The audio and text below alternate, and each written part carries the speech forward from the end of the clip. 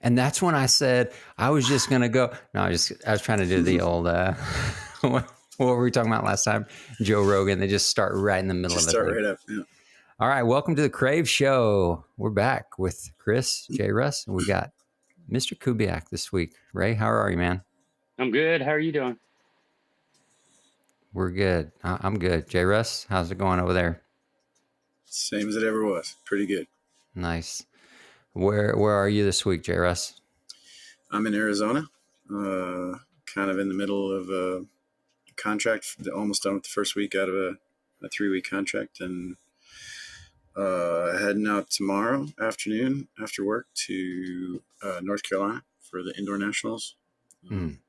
See how that goes.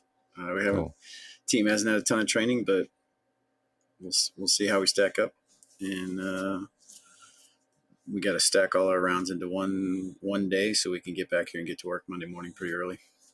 Okay. All right. There you go. You know if they're going to be streaming that? Before we get... Do you know if they'll be streaming that? If they're going to... If they'll be live streaming it? I really don't know. I'll find out. I would think so. Yeah. Cool. They do. Yeah, XP does they've been doing nationals for a while. They do a really good job. Yeah, it seems like the past couple of years they've streamed it, and usually it's like it's really good quality. Usually, what they stream, it's pretty nice. Yeah. Hopefully they got it right. Yeah. No. That's cool. I mean, it's our hour, so, and you're gonna do most of it, Ray. So just warm yourself up and massage those vocal cords, get them ready. I know you, Ray. You're ready to talk, man. Well, before we get going, I did want to make a couple of quick announcements or whatever you call it. I don't know, housekeeping stuff for the audience. If you're listening, a couple things real quick that I'd like to ask for help. So number one, I am trying to put together for the Crave website. I am working on putting together a directory of coaches and organizers. So it's not done yet, but sometime, hopefully in the next couple of weeks, maybe sooner, but hopefully I'll have something set up, and I will start asking for people, anyone who wants to list themselves as a coach or an organizer. What I'm trying to do is you'll be able to go onto the Crave website, create an account, and upload your profile picture, some of your experience, the disciplines and different things that you coach, your home drop zone, your home tunnel, stuff like that, all that information, so that when people are looking for a coach, whether it be in the tunnel or at the drop zone in the sky, they can go onto Crave, onto the website, and they can actually filter through and see all of the different coaches in their area or the different disciplines that they work with. Or maybe you're traveling, you're going to like, hey, I'm going to San Diego. I'm looking for a coach that can work with me at the drop zone or work with me at the tunnel, whatever like that. So if that's something that you are interested in, just kind of be paying attention to the website. I'll make an announcement at some point when you can go on and actually create an account. And it's going to be kind of like a beta. And we're going to have to go through, I'm sure, multiple iterations before we get it right. It's a lot to do.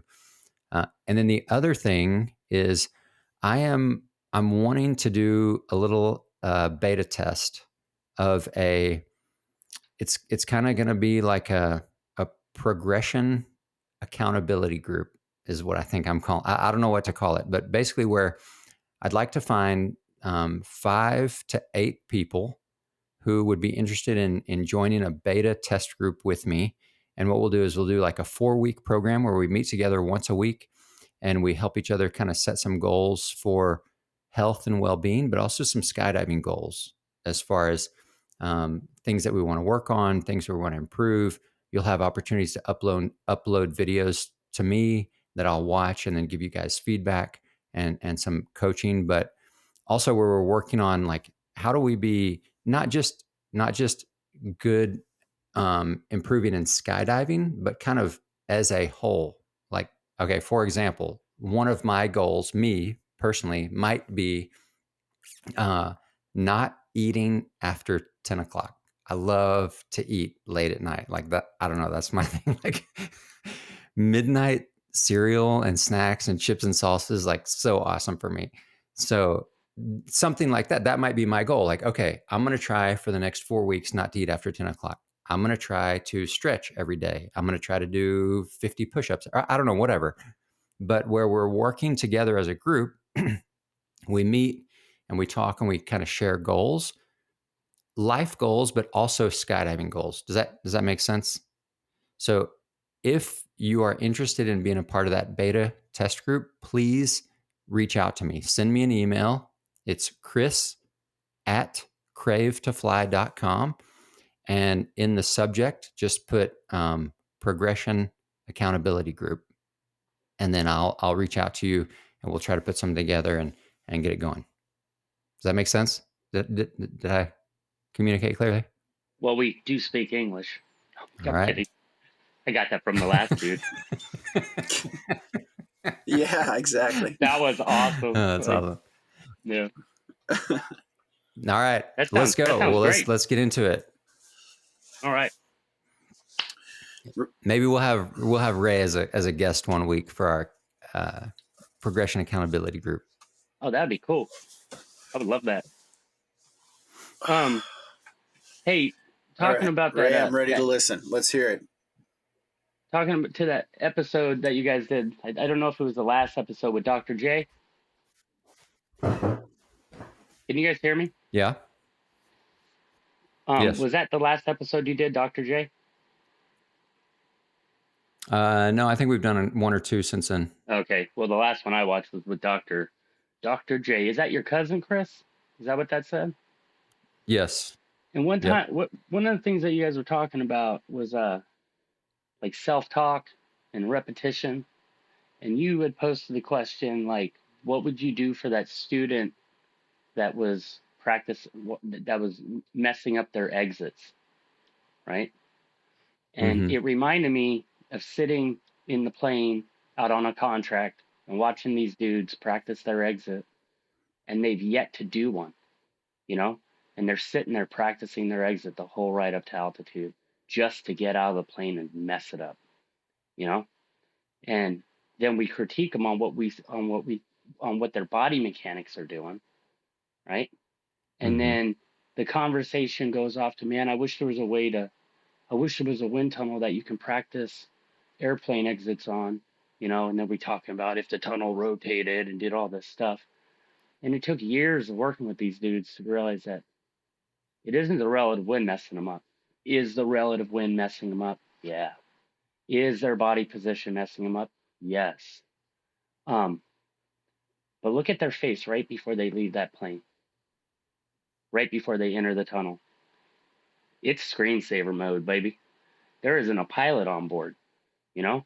They're waiting 2 or 3, oh crap, oh crap, oh crap, and then they start flying, and by that time they've messed up their exit, you know?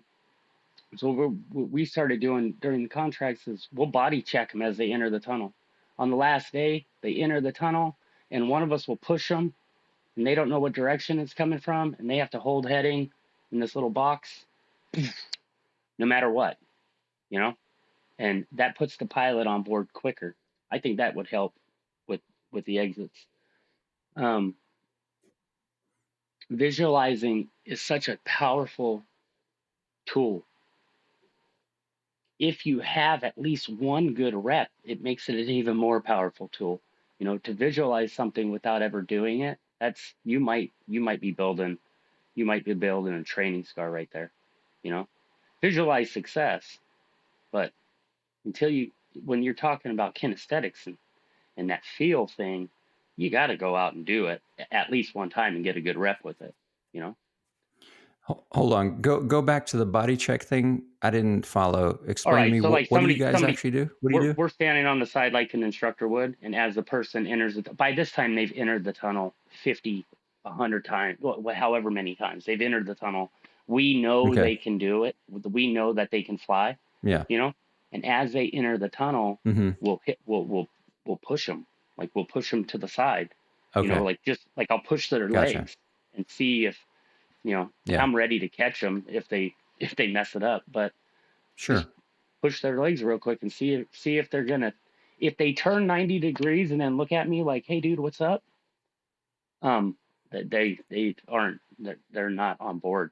They're not in there, you know, Yeah. especially if I just said to the Mm-hmm. dude, hey, I'm going to push you and I want you to hold that heading on that taped box that I put on the wall over there on the glass. And then I push them and they do a 180. Um, Chances that they're going to nail their exit at that point are, my confidence is low, you know. Yeah. I see what you're If saying. Okay, if cool. I can body check them and they go and they hold that heading, perfect. Mm-hmm. That's the dude that's going to come out the Yeah. plane, start to come off heading, and be like, I don't want to be off heading. I'm going this way. What up, dude? I'm with you. Yeah. And that's a different. Yeah. He's actively engaged in flying his body. Right, right. So it's waking up that pilot on board. Like, we put the reps in. By the time we're at that spot where you're messing up the exit, man, we've already put a week's worth of tunnel in. You know, what are we doing while we're in the tunnel Mm-hmm. though? Are we working towards that first exit? Because if we're not, we might be failing them as leaders, you know, or as coaches. And Mm. yeah, we've seen greater success with people since we started implementing that. So great success. Yeah, that reminds me of a game that we used to play in the tunnel. And Mm-hmm. usually it was just the instructors, but every once in a while we'd get one of our friends in there who's not an instructor, and it was, we'd crank up the wind speed so that we could sit fly. And in our tunnel at San Antonio, it's a 12 foot, so we'd probably just top it out. But so everybody's flying head up, sit flying, and then the game is that one person, or I guess everybody, you're just trying to get people onto their back. You're trying to Mm-hmm. you're trying to cork them out, you know. Right. So you're pulling at their legs, you're kicking them, you're pushing on them. Anything, pretty much anything goes, within reason. Where Flying you behind their just try back. to make your anything. Yeah, yeah, exactly. Yeah, yeah. And I think we started off doing it just because, we were goofing around, just wanted something fun to do. We were bored. But Mm-hmm. man, that makes you really fly. You have to be an active flyer. Like you're engaged in what you're doing and you're flying, and it's a really fun game. And, Right. and even if you get corked out or whatever, that doesn't matter. The point is that it teaches you how much you can deal with without losing control. Like it's pretty significant. You can take a pretty decent hit and still keep flying, and that's fun to figure out. To realize that you can do that is pretty cool. I agree. It's Steph and I.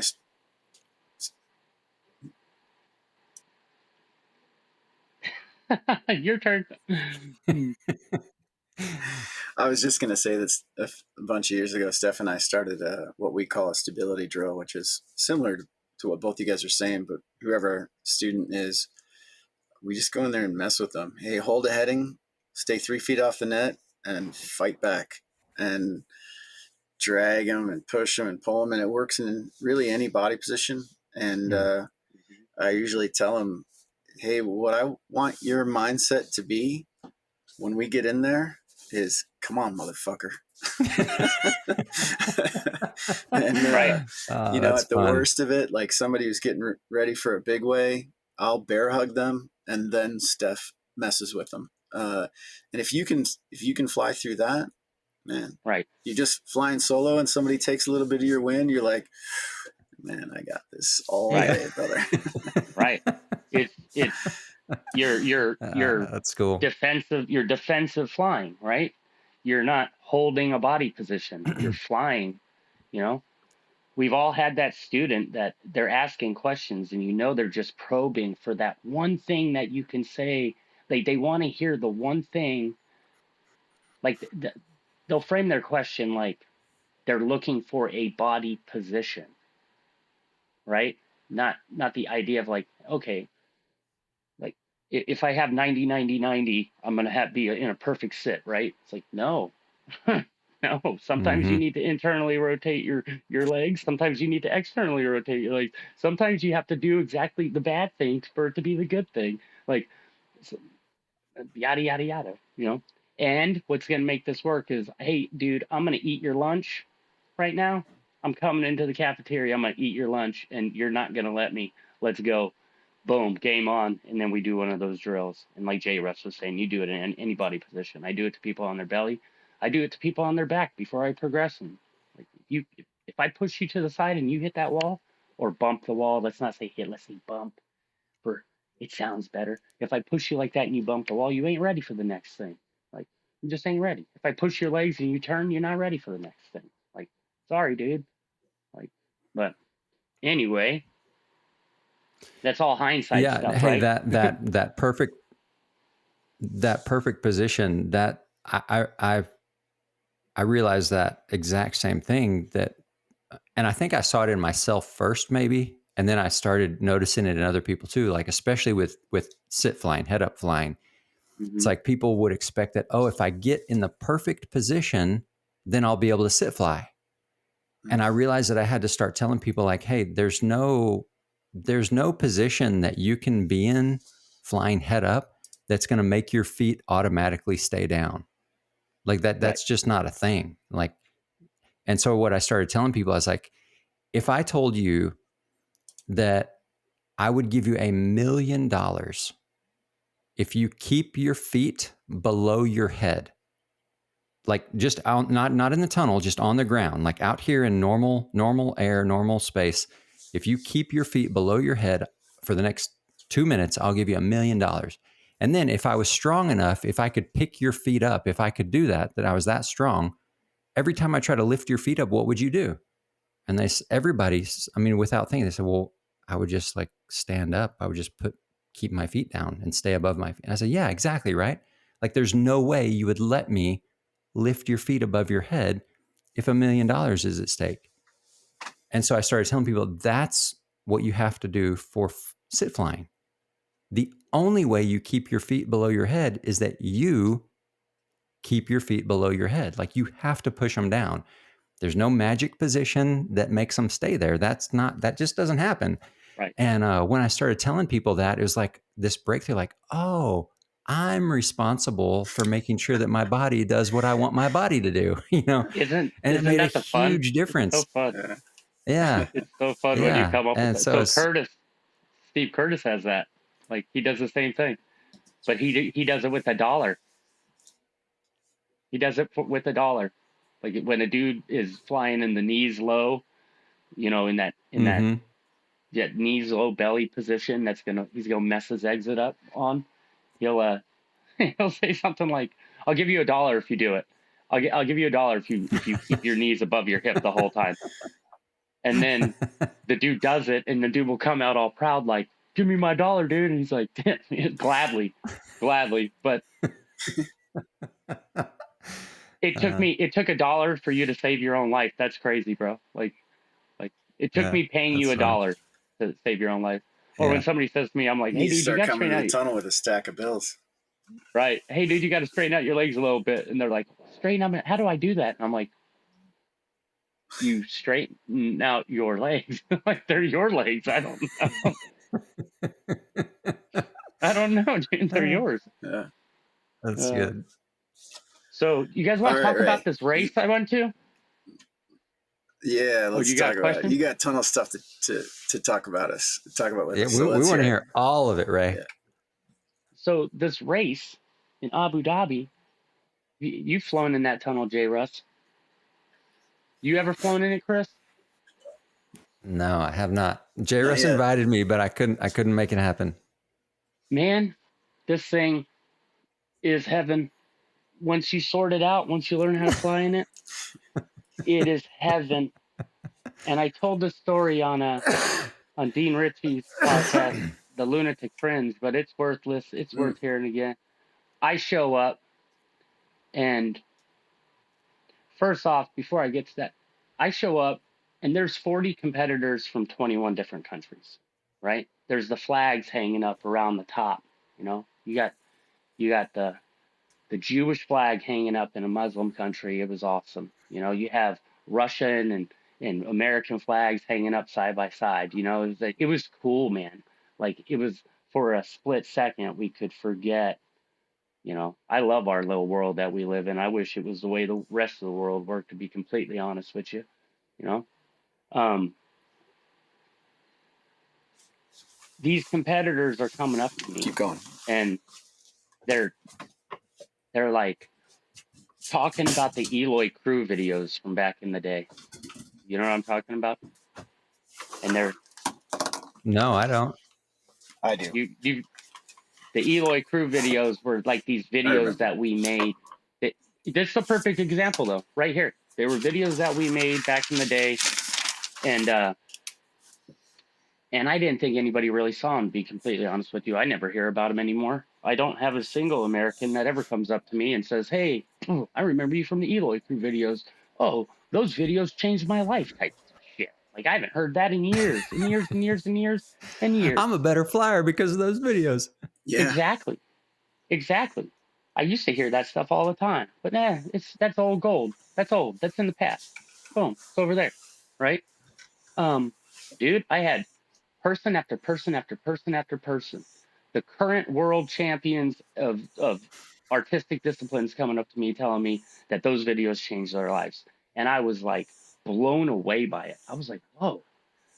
I got to thinking. I was like, man, I knew the culture in America was kind of messed up.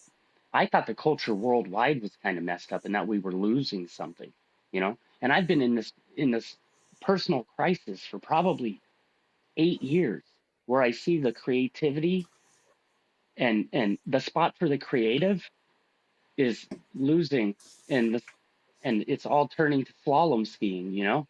And like, what's the fastest, most effective, most efficient? What's the da da da da da? And I was having problems with that for a little bit. I was like, man, the history is just getting lost. If you ask somebody who Eli Thompson is, they don't know, you know? It's like he was a flyboy, and they're like, the flyboys? I'm like, Fritz, Mike, Omar, or not Omar, Fritz, Mike, and Eli. Like, you don't know what I'm talking about? Like, oh, you poor thing. Like, the Chronicle videos? No idea what I'm talking about. They don't know who Charles Bryan and Mike Vale are. I'm like, dude, you poor things, you know? It's like, what else are you missing? Like, Patrick Dagon, whatever, however you say his name, like the first wingsuiter. They don't know the history, and I was super sad about it. And now I'm hanging out with people from other countries, and they know the people I'm talking about. Like, they remember them.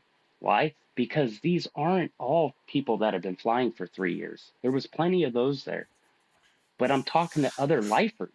There's other people that have been doing it for 20 something years sitting in front of me. I never get to see that anymore. You know, Martin Christensen, he knows all the history. Like, he's got it down, right? And I felt like Voltron coming together. All the cats finally got to link back up and like become Voltron, right? And it was super cool, but it really gave me a sense of purpose, because I was like, you know what, man? I wrote it down. Hold on, what did I write down? Give me a second here. I got a lot of notes here.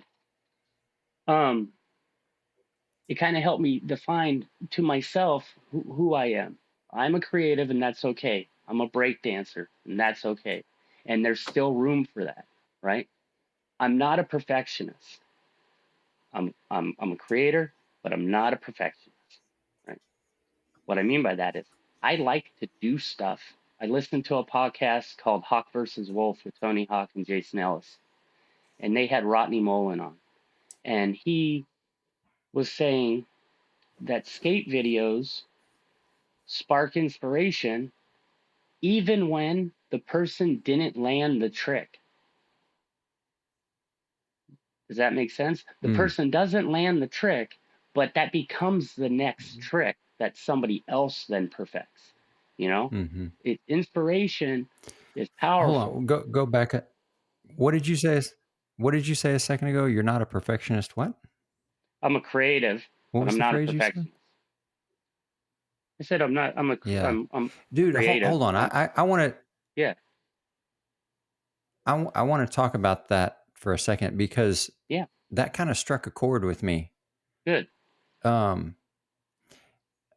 Because there are times. Okay, like sometimes when I go jump, there are times when I want to jump like with my friends, like my kind of my crew, you know, and I want to like really push ourselves. We want to try to do some really cool stuff and like do some, you know, and we want to do it right. Mm-hmm. And that is enjoyable in a way, but I find myself more and more, I don't know if it's as I get old, I don't know if it's just getting older or I don't know what it is, but where I just like, can we just jump? Like that feeling. Like, can we just jump and fly? And I'm not saying be unsafe. I want to be safe. I want to have a plan, Right. but not all this. Like sometimes we jump and everybody's so focused on like coaching each other and fixing, and you did that wrong and you should have done this. And if you change this and da da da, where it's like, it kind of takes the joy out of the creative expression of just the artistic, like joy of flying together, you know, like when you first started jumping and you'd go out with somebody and neither one of you knew what you were doing and you're just like so thrilled that you got together and grabbed hands, you know. That You're a sometimes I just dying. want to jump with people and just enjoy the sky together. What were you gonna say, JRuss? Well, kind of agreeing with Ray. Like, I mean, I mean, there's lots of different ways to separate people, and but what you just said, like, for instance, I don't think of myself as super creative, and something like VFS really appeals to me because it's dictated. It's you'll Right. do this, you'll do this, you'll do this, and then you'll go back to the top and do it again. And like as a for instance, I've taken some art classes in my life, but I like I'm not a musician. I I've never really thought of myself as as an incredibly creative person, and so I actually crave the opposite end of that. And what Ray Hmm. Right. said about you're kind of a dying breed is just that the 2A artistic is, it's not gone, but it's shrinking, Hmm. and Right. that is a that is an outlet for creativity. Whether it's the tunnel or the sky, it's for, you know, there's some boundaries that you kind of have to stay within, I think, and part of the routine. Like James would have been better at talking about this than me, but there is a, you are rewarded for creativity. You're rewarded for innovation. So Hmm. it is out there within the competition spectrum, but I think that as Ray said, it's dying a little bit, and I don't know Hmm. what that says about people, I guess, or maybe just the Uh, group of people we surround ourselves with. But I like maybe to you should talk about pick it that. up. They need you in the comp. I like to talk about that. I don't think that it's dying. I don't know if it ever was alive, right? I I think that when I talk about the creative, it's super expensive to be a creative nowadays.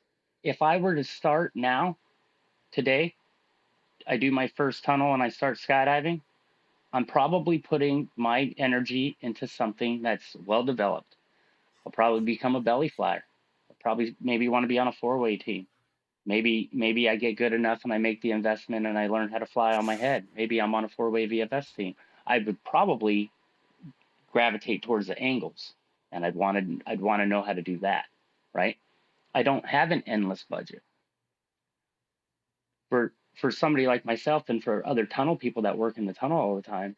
It's important. It's important for the tunnel industry anyway that these people are going to work excited to go to work, right?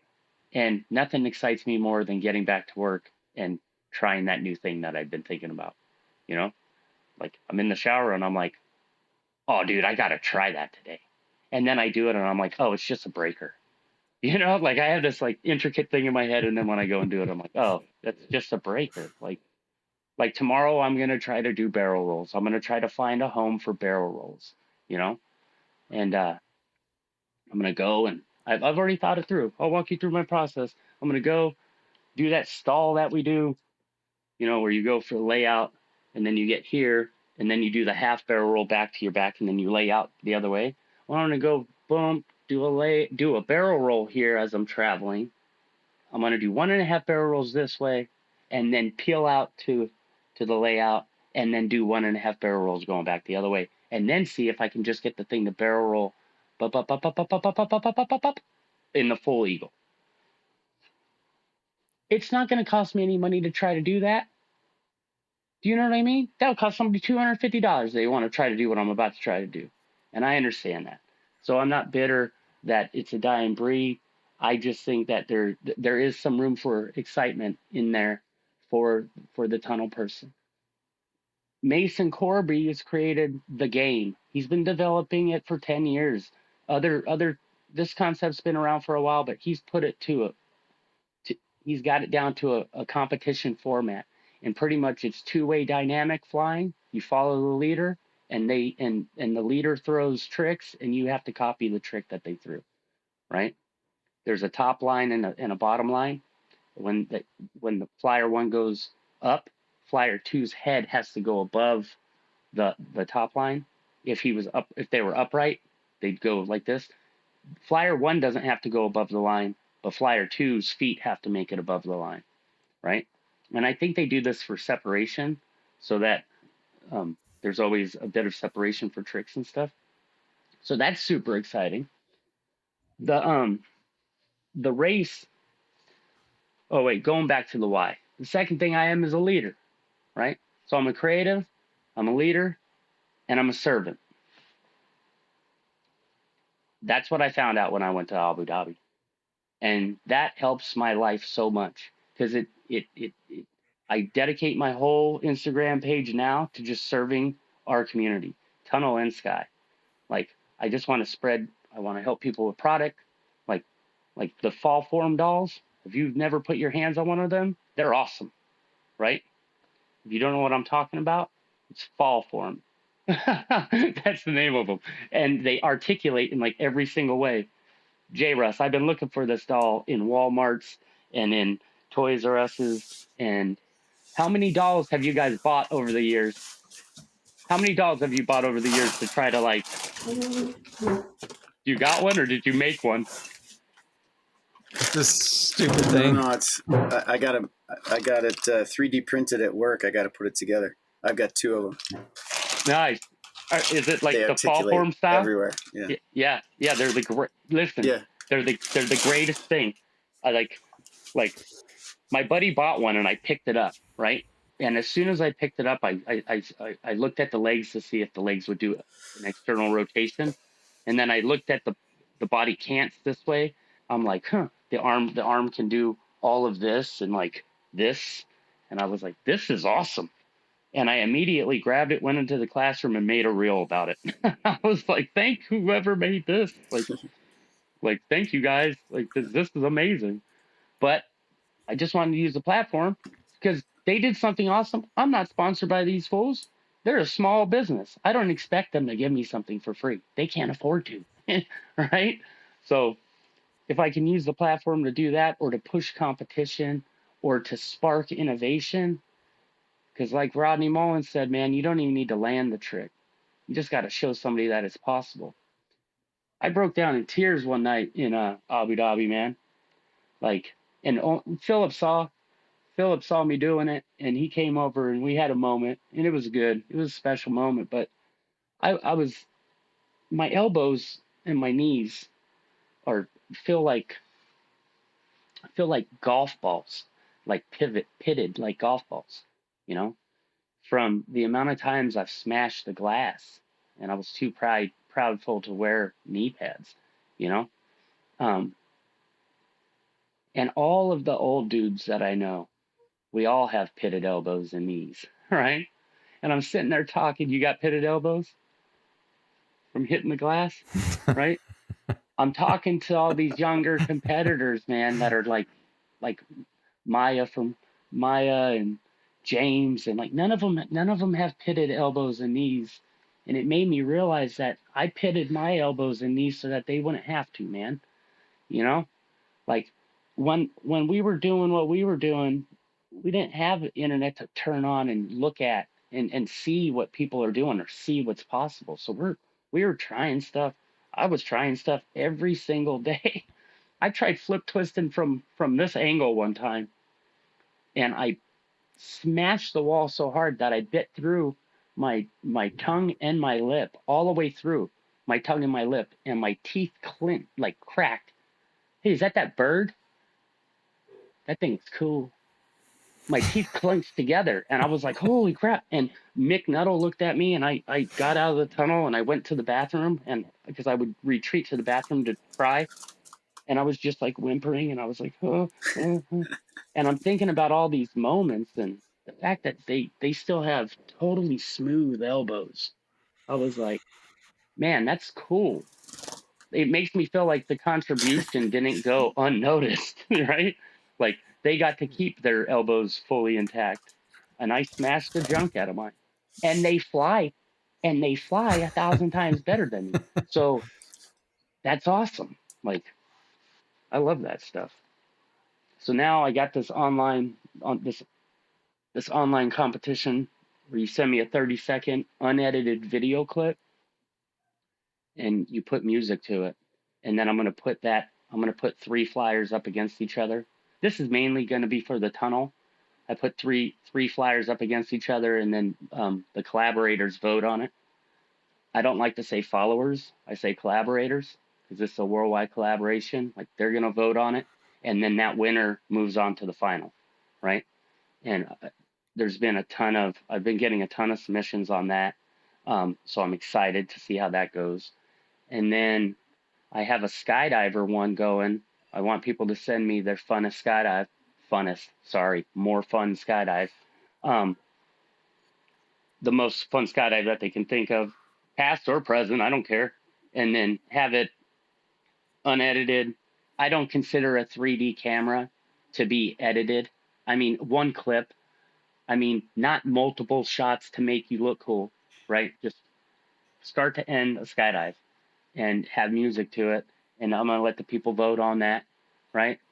And then my goal is to take the top, the winners, and create the first worldwide crew volume 1 to kind of in remnants of like the Eloy crew videos.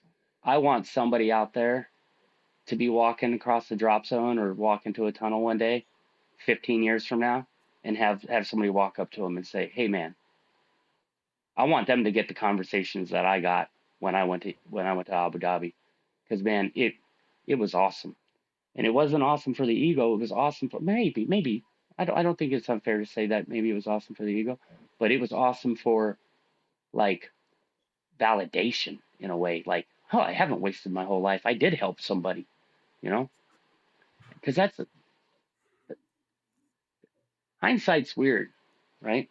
Sometimes you're helping people, or your intent is to help people, or to at least not be a detriment, and you don't know if the lessons that you're teaching are hitting.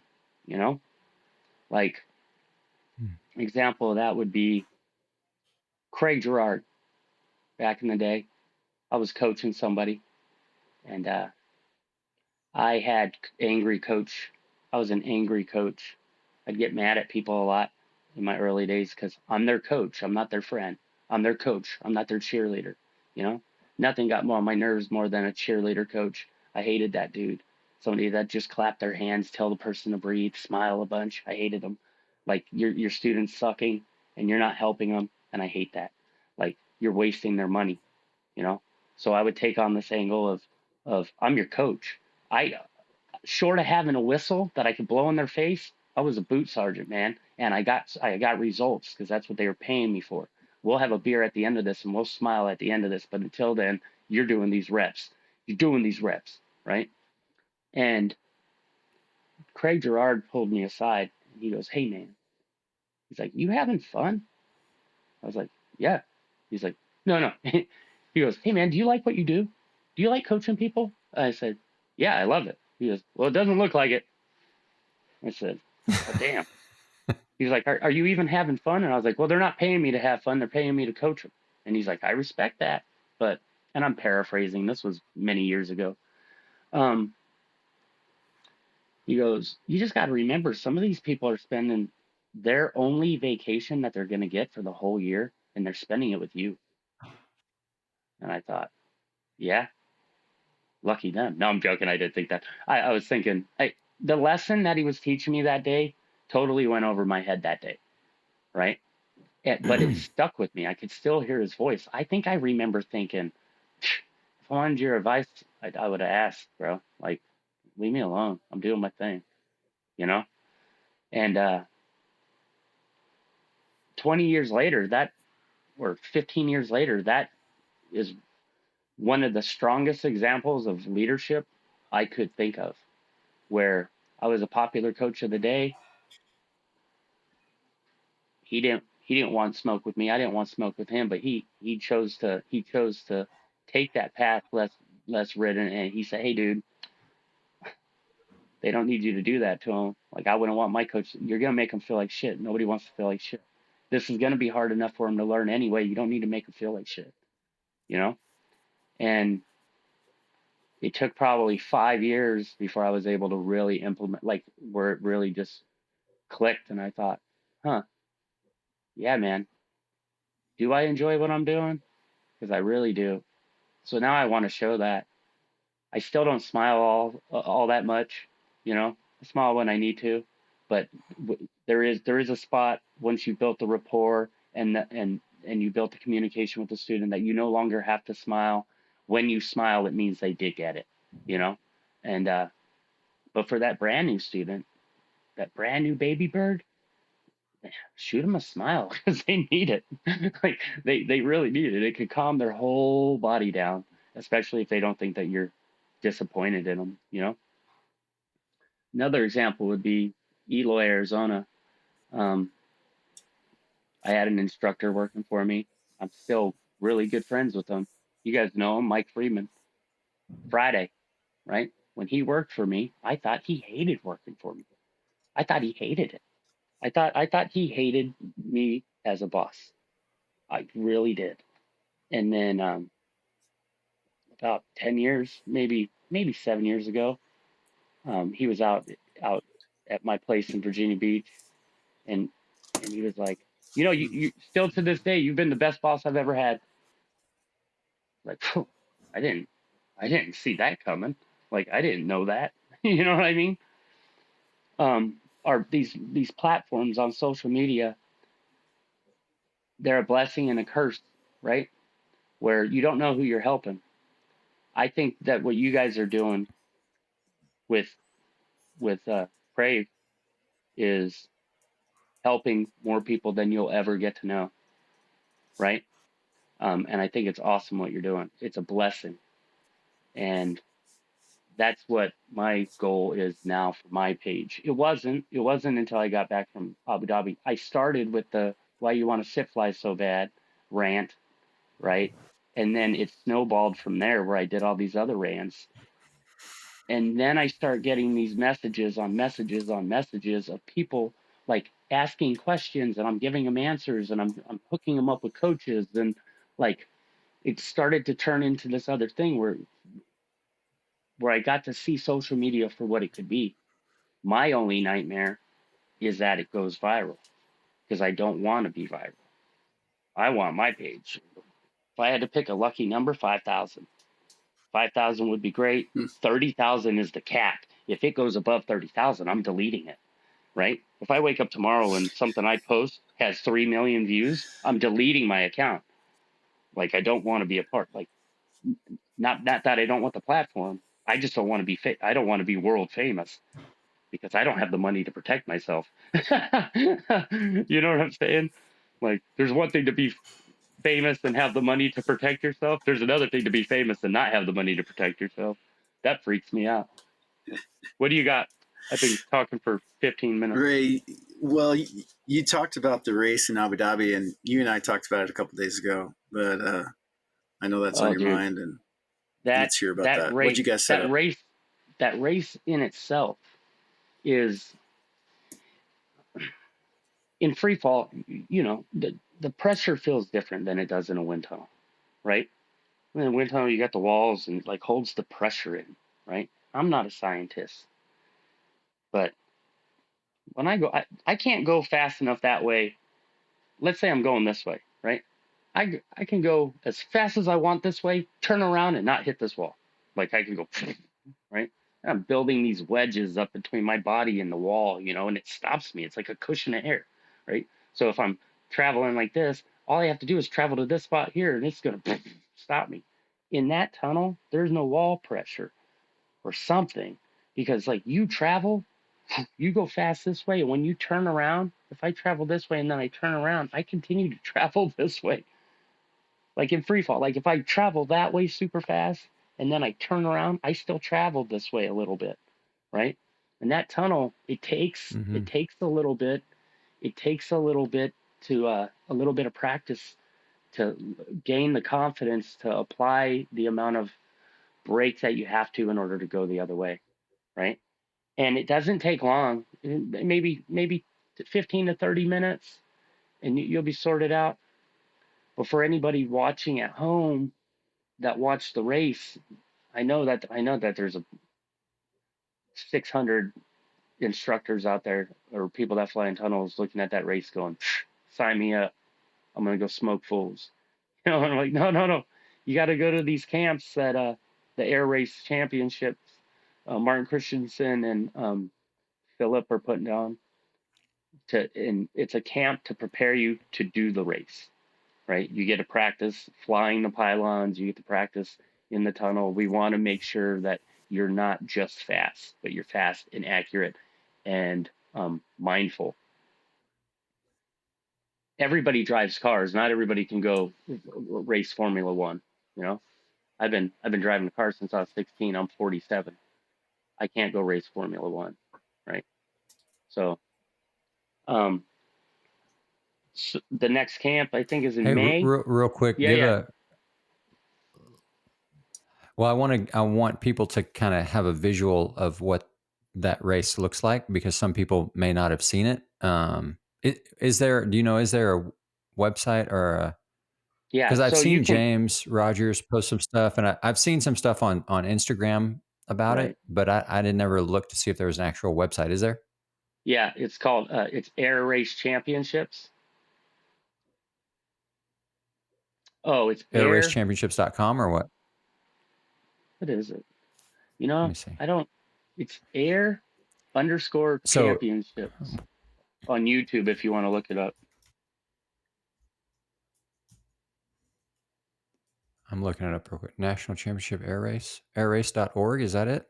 No, I No. think that's going to be the Red Bull stuff or the planes. Yeah, that's something to, yeah, it is. Look up Okay. Anyway, well, look up aerial indoor racing championships. so what it is, if you're listening, is the 32-foot tunnel, and what they've done is they've set up.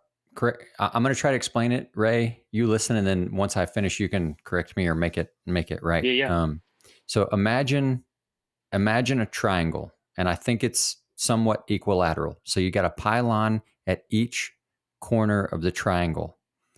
Then on the base of the triangle, if you imagine one more pylon, if you put it in the middle of that base and then move it towards the center of the triangle just a little bit, it would make kind of like a arrowhead shape, right? So you go around all the corners, but when you come down around that bottom corner along the base, you have to go up inside and actually go around that inside pylon, then to go back around the corner. I don't know if that makes sense what I just said. I should draw it basically. Yeah, I don't have a way to draw it. That's fine. But Yeah. is that correct, Ray? Yeah. Did I kind It of looks explain it? something. It looks something And kind of like this. I think you have how many competitors at one time, Ray? 5 or 6 do the race, right? There's 5 or 3 6 at a different. time. Okay. Yeah. And There's 3 different races. there's no vertical, right? No. There's no vertical aspect to it. It's all on one level, right? You're not going up Yeah. and down. You're just flying around the circuit. Is that right? Yep. Just how James explained it in his episode. And Like how they messed around with vertical and they were just kicking each other in the head, right? And then yeah. the way they And have how this many set up, laps do you do? it's I think 5. I just commentated it. It's 5 laps. So it needs to be longer. We need to do more laps. Like the race has to go longer, right? Yeah. But it's cool because we got rid of Okay. judges. We don't have judges. We have referees. And the difference between a judge and a referee is judge, if your head goes above that line, there's a black line on the pylon. If you hang out up there too long, the judge has the discretion to boot you, disqualify you from the race because you're just being dangerous. And you have to if you visit up there, that's okay, but you have to come back down. If it was a judge, the second your head pops above the line, you're disqualified.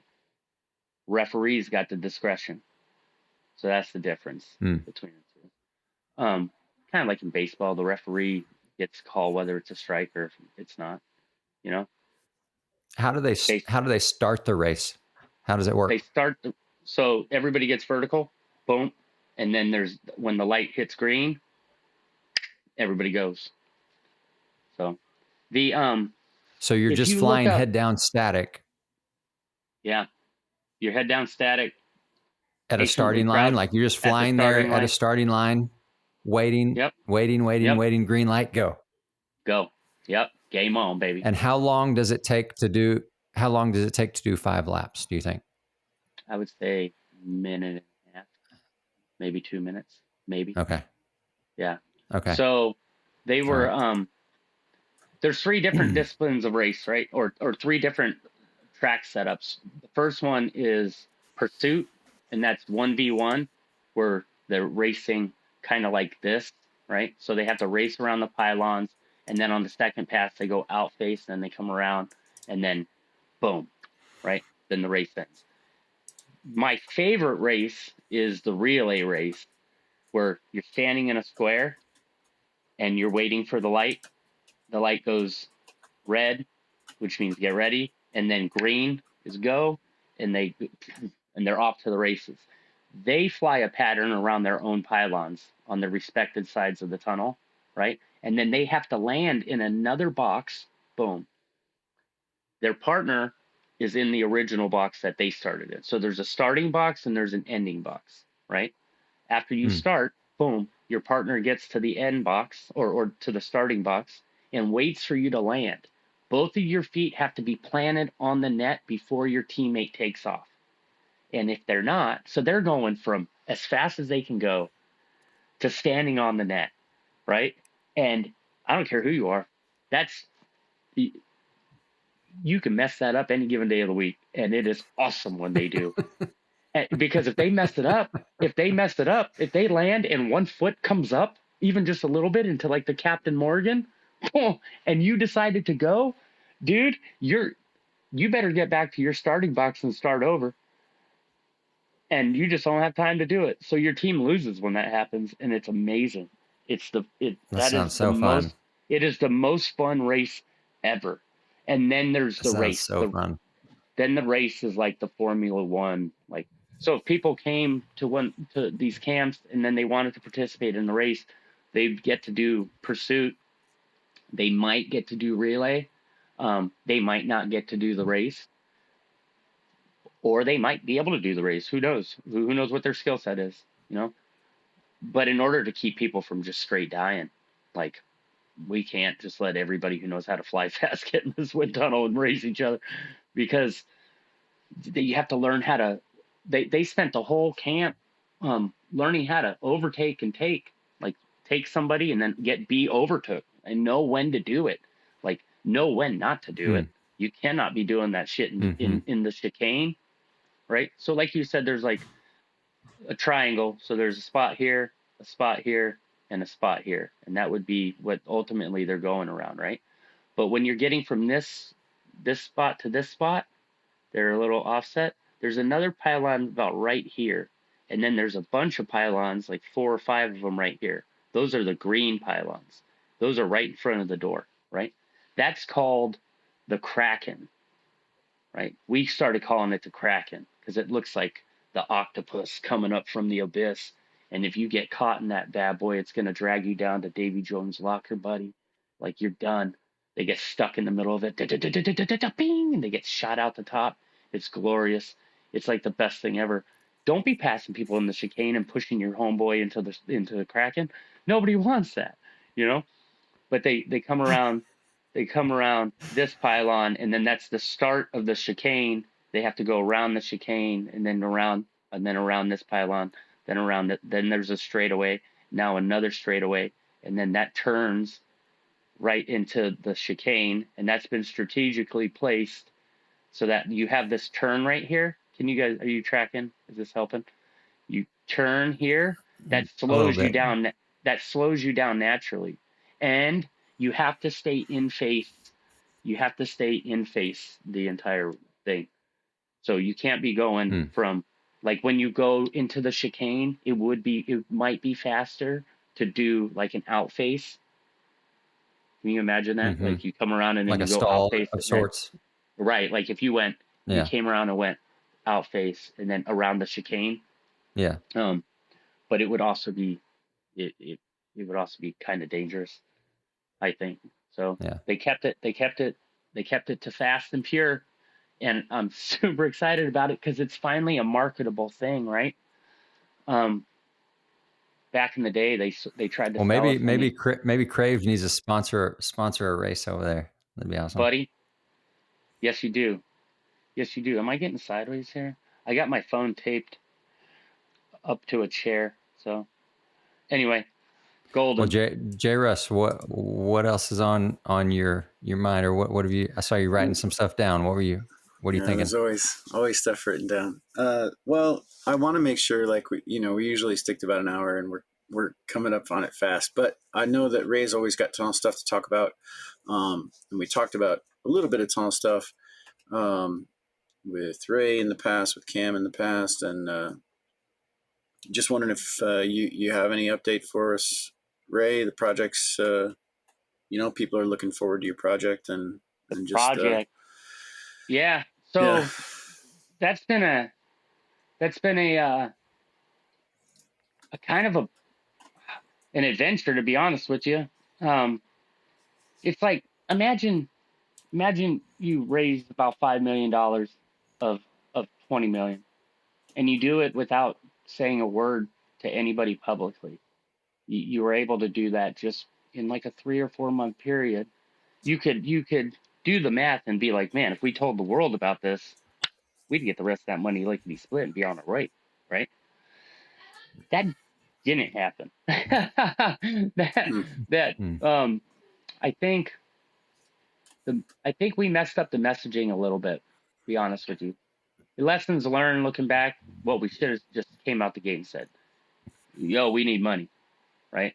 What it kind of came across as was like, hey, we're good to go and this thing's happening, and it made everybody excited, and which made me excited too, We start talking to people, so then we had to go outside the skydiving community and the tunnel flying community for money then, because we expected people to be like, hey dude, I want to be a part of that, and that just didn't happen. But I think it didn't happen because we didn't market it that way. Like, we didn't mean to not market it that way. We didn't mean to make it sound like, oh yeah, we got all the money and we're good to go. But listening to the podcast that we did, that is what kind of, I would have guessed that, like, oh, I wonder when they're breaking ground, and having to sit down with institutional money or people that do money, they don't want to hear anything about passion. They don't want to hear anything about, they want to know how they're going to upscale this thing and build another one. And, oh, where's the plans for your second location? And that's, I don't want to create the next other thing that also just kind of doesn't have, I don't want to create another situation where it's a dead end job for like tunnel instructors. I want tunnel instructors to be able to come in, learn the craft, put 5 years in, learn how to be a trainer, learn how to be a great coach, and then learn how to be a salesman for me while they're selling my tunnel time, and they're also getting a good deal, and their students are getting a good deal. And that's what I want. And I'm not going to be able to do it under the current model.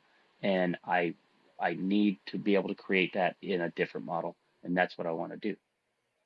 That doesn't go over great to people with money. And for the people who can afford money, guys. Yeah. with people that can afford to put money into it, they don't want to mess around with a $20 million project. They don't understand it, right? It's just not enough return of investment.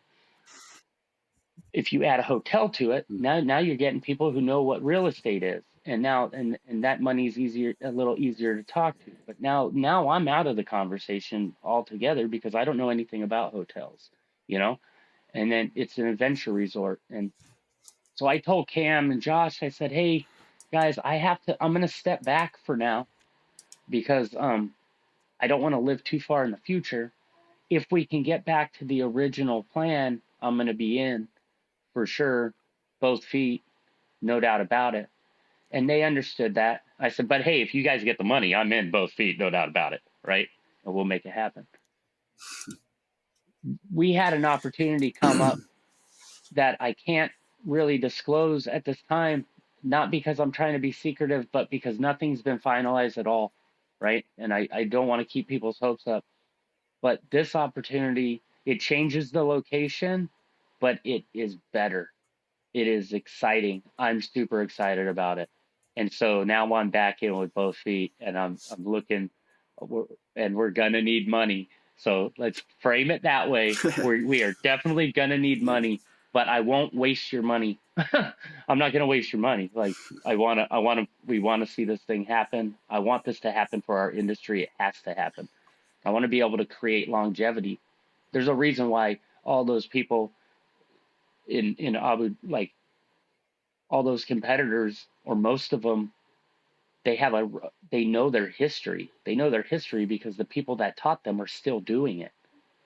You know, they didn't have to go sell car insurance or real estate or become massage therapists or other or doctors or whatever you have to do when you leave this bubble, you know, like digital creators or whatnot. Is that what you do, Chris? I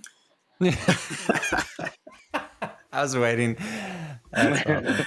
That's hilarious. So, Ray, would you say the project is still going? It's maybe transformed a little bit, but you're still excited about it.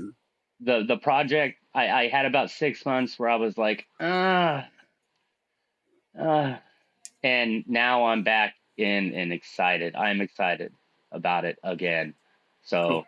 I think, yeah, I never lacked enthusiasm for the project. Oh no, that's a lie. I lacked enthusiasm for it. I didn't lack enthusiasm for the dream, like for what I know it could become, you know? So I'm excited. Sometimes I think big projects, they get a mind of their own, and That's a fact. Yeah. Yeah, good. And good to hear the that amount of people, it's yeah, good to hear. What? good. Well, just good to hear that it's kind of back on a track that favors Yeah. you a little bit more. Yeah, it does. And where it was before is I never really wanted it to be. Would I like to have stock in it? Yeah. If I end up with no stock in it, but I don't have a boss breathing down my neck, and they trust my vision and what I want to do, I will serve. Like I'm a servant. Like this is what I do. I serve our community. I want to be able to provide an environment, a great culture, and opportunity. Opportunity for those who want it. I don't want to create an entitlement program. You know, I've already done that. In Arizona, I created a entitlement program where people would come through the door, they see all the money that Jason Peters was making and I was making and Andrew Prock was making and the other coaches that I had working for me were making, and they would be like, I'd be like, you could be making this money too. And suddenly they're in the door and some military dude needs help and they won't help them because they didn't pay for coaching. And I'm like, whoa, time out. That's not what we're doing. You help them. You help them anyway, because sometimes it costs you money to make money. You know, reinvest in yourself. Plus, why would they pay you to coach them? You've never coached anybody. Like people that want to get like paid coaching their first student. I'm like, dude, why don't you? Before I even worked in Eloy, I was coaching people in the tunnel for almost a decade. Like before I made my first dollar coaching. You know, it was called surviving. It was called keep them from dying. That's what it was called, right? You get good at it. And then you get good at it, then you're worth the money. Until you get good at it, you ain't worth that money. You're just going to rip people off. You're going to piss every coach off in the industry, and we don't want that, right? And that's where we get these coaches going off on rants about oh, if your coach is telling you, oh, that's a bad thing, that's a bad coach. Or we've heard the conversations. Hell, we've probably lived it where we're like, you're standing in the door and you're watching somebody coach and you're like, they could be paying me that money. They're paying it to you. That's cool. I guess that's cool. You see less and less of it now. You see less and less of that now, for sure. What you got, JRuss? Where are we at on time? Let me look at my list real quick. Let's see.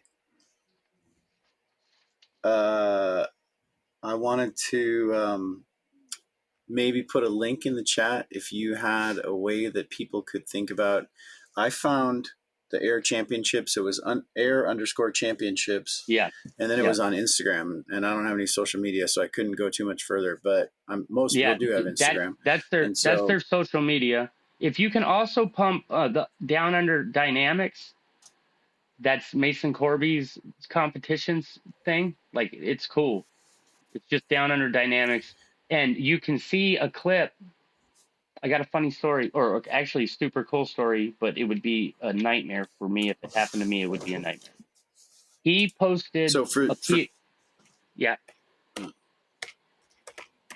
Well, I was just going to say, a lot of times we have viewership that that doesn't always know the OGs, and so for anybody who doesn't know, Mason Corby is an Australian guy. He's an absolute ripper. He, on the recent head up record, he was one of the sector captains. Just a super good flyer, great dude. He's been around for a long time. Yeah. So I typed in Down Under Dynamics, and there's a link for YouTube. There's a link for Facebook. Right.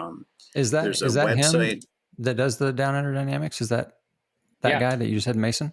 Yeah, Mason. Mm-hmm. Oh, so man, he's got some great videos. He's got some really good stuff. Yeah, he's usually in kind of a greenish suit, green helmet.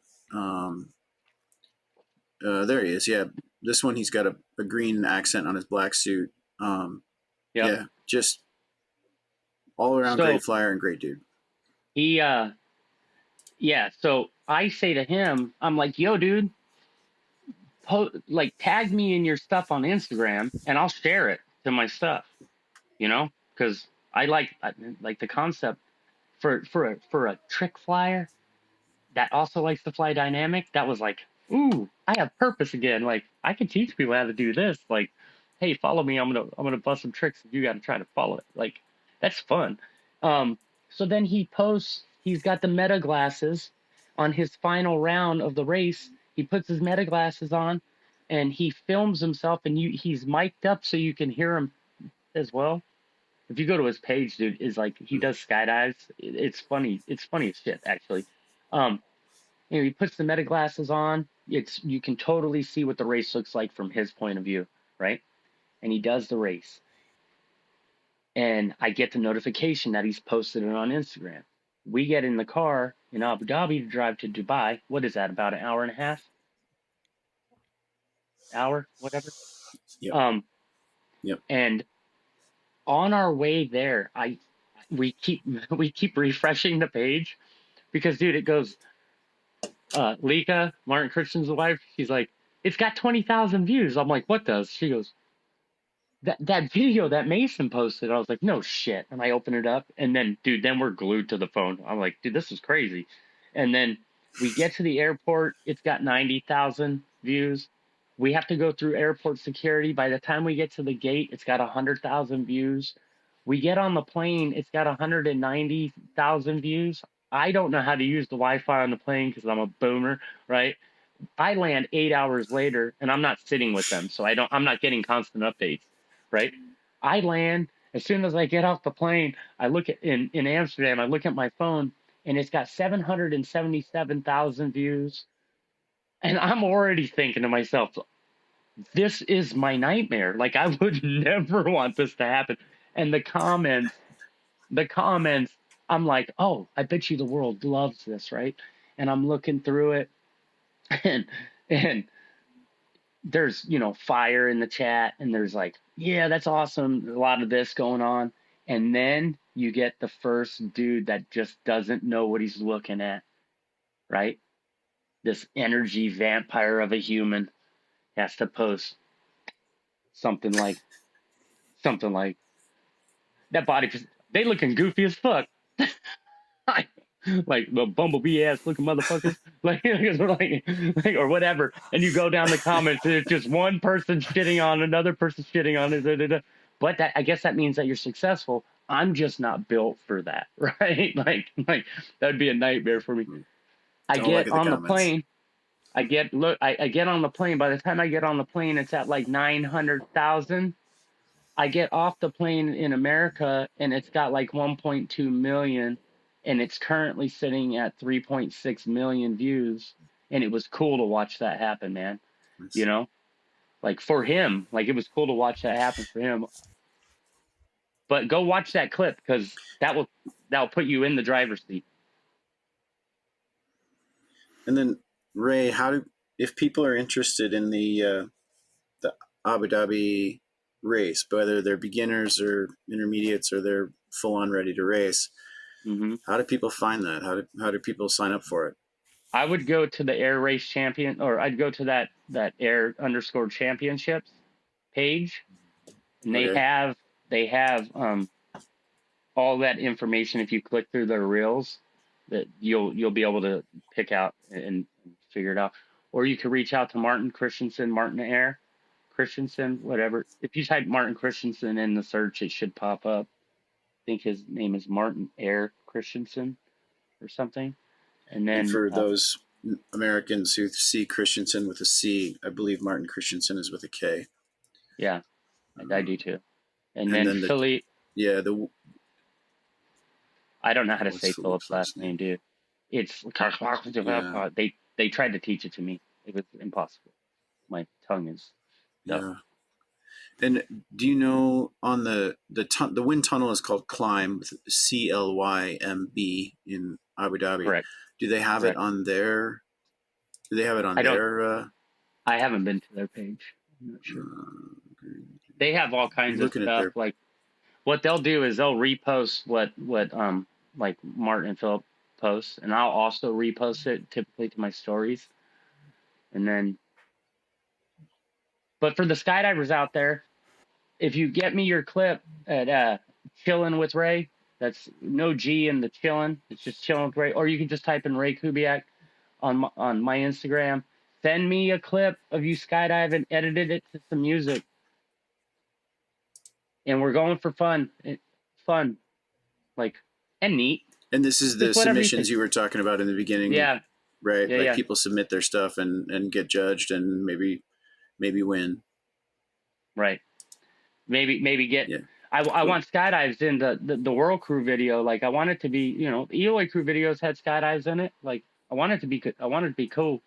And then I'll probably throw in a part, or I might have a couple people that were just kind of shoe-ins that I want in the video that I reach out to. And for them, I'm just gonna say, hey, give me something I can edit, because I want to do some editing too, and I want to add put a little bit of creative on it, because that's what I like to do. So, and hopefully Cool. inspire people to either become competitors or whatever. I don't know. When it comes to inspiration, it So could I'm be gonna JRuss, put anything.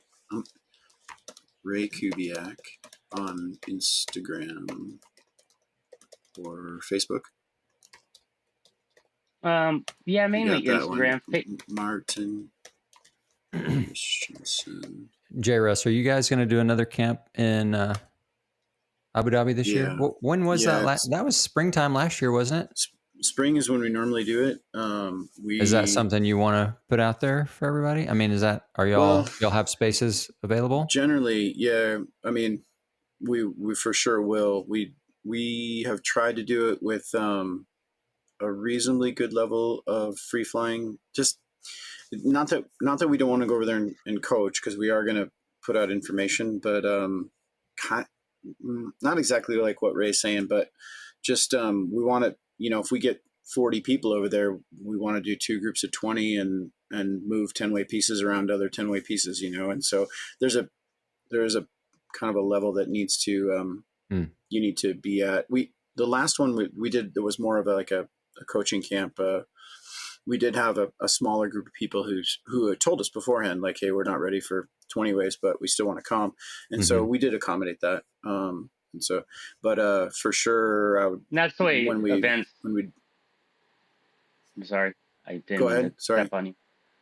That's the way events It's okay. typically go, though, huh? It's like you want to. Yeah. What you want to do is a bit of, and hey, it's okay. You want to do a bit of a gangster party, man.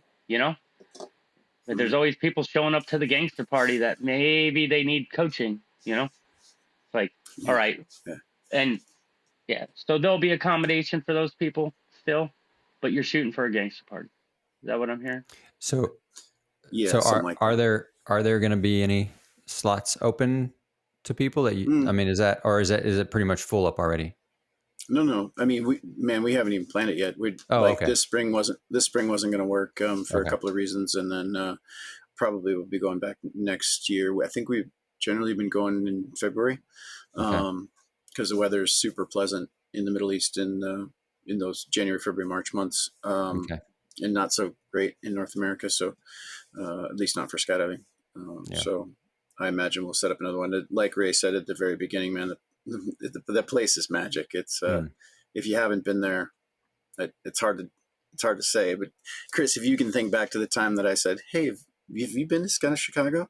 and you said no, and I said, "Man, I don't even know where to start." And now that you've been there, I mean, try and quantify it to somebody else. It's tough. But as Ray said, it's as close as you're going to get to skydiving, and the feel is different than a normal tunnel, and it's great. Yeah. I haven't jumped out of a plane in 10 years. I haven't jumped out of a plane in 10 years. I can't wait to get back to it. That was the first time in my life I ever actually indoor skydived. Like, I was indoor skydiving. And I like when I finally got to break what James Rogers shared tunnel time with me, like I had hurt myself straight out the gate. In a minute and a half, I almost broke my neck on the net and then slammed my left testicle right into the wall in front of everybody. The legend, right? They're telling me this, right? 20 seconds before that, some dude was like, "You're a legend." I was like, yeah, I got to go fly real quick. Wow, go back, bam. Bam. And I came out and I was like, dude, I don't know how to fly anymore. The legend is hurt. Dude, I don't know how to fly anymore. Like, this is crazy. Like, and I was sitting on that for a couple days, and we were at dinner, and James Rogers was like, "Hey, dude, you could come fly my time." I was like, "No, I can't. I don't want to get in there at 98% and try to follow you." Like, I did that with Philip and crushed my testicle, dog. Like, I don't know how to fly in there. I want to turn the wind down. I want to do my process. I want to touch walls. I want to plug in the room. I got to get my spatial awareness in that thing, dude. And he was like, "No, dude, I have like 5 hours that I got to burn by the end of the week. Like, I don't care. Come." And he's so generous, man. It was such a cool thing for him to do. I went there blown away with his skill, but I left blown away by who he is. Like, he's an anomaly, dude. Like, he's a good dude. Like, normally people his age. Oh shit, sorry. Normally people his age, I feel like my tape failed on my phone. So hold on, give me 1 second. Is it gonna hold? No. Normally people his age, I see somebody's kid. Like, when I talk to him, I see a grown up. Like he's smart. Like, and yeah, I'd be proud. To have him be my kid. Boy, I tell you what. But he enabled me to get in there, and this dude Jimmy, he flew. He was like walking the old man across the street, right? Like he let he led the way a little bit on, and we were flying on James's time, and it was cool shit, man. And when I was finally able to unlock it, it was, you got to do it. Like, you have to do it. I almost didn't come home. I was like, sorry wife, sorry kids. Like God will provide. Like, I found heaven. I'm in heaven. I felt like one of those survivors, like those people that die and go to heaven and then they have to come back home, you know? And they're like, I didn't want, and I instantly felt pain back in my body. Like the, the reality of my situation. Like, yeah, it was cool as shit. I highly recommend going there. The general manager, Hussein, he's super dope. Like, and then Hinda's there. Hinda Sali, like she's amazing human. And yeah, I'm helping her get her T4 actually. So full circle. You helped her Oh, get her nice. T1, or you helped her get her level 1, and I'm helping her get her level 4. So Yeah, it's gonna be cool. Yeah. that's awesome. Yep. Cool. Guys, thank you for your time. Do you have We any think, questions? guys, we good?